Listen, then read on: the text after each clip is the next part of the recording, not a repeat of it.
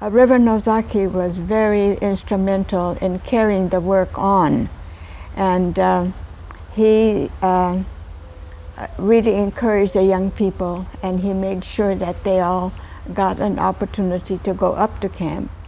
And so then the idea of the camp was, Reverend Nozaki's idea was that he wanted it to be run by the young people themselves, have the programs and everything prepared by the young people and how they wanted it done, and not so much as the ministers and the older people, planning things. And then so I think that was one of the reasons why it was such a successful camp. And the young people, much to the surprise of the older generation, was they were really capable. He was a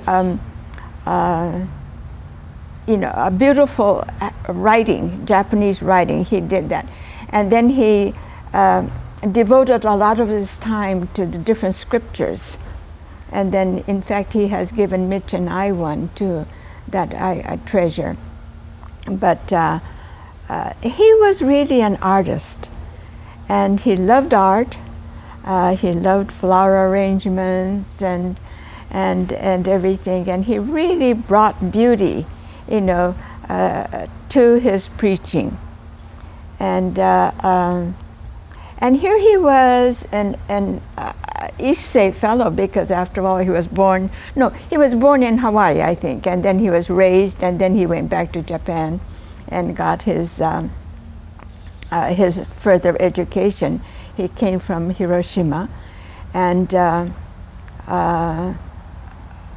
so he really took the beauty of his Japanese background, and then shared it with all of us.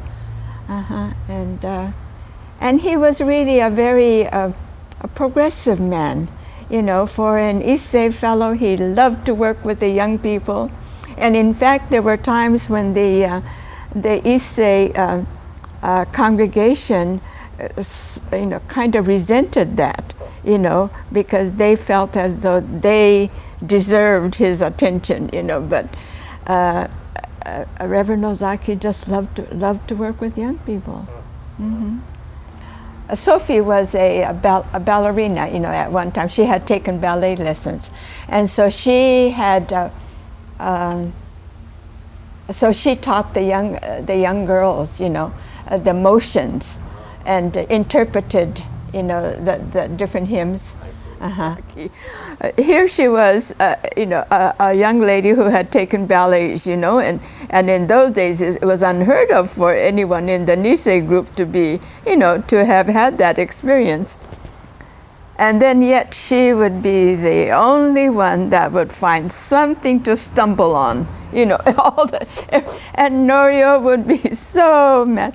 Sophie, he would yell at her. I still think about that.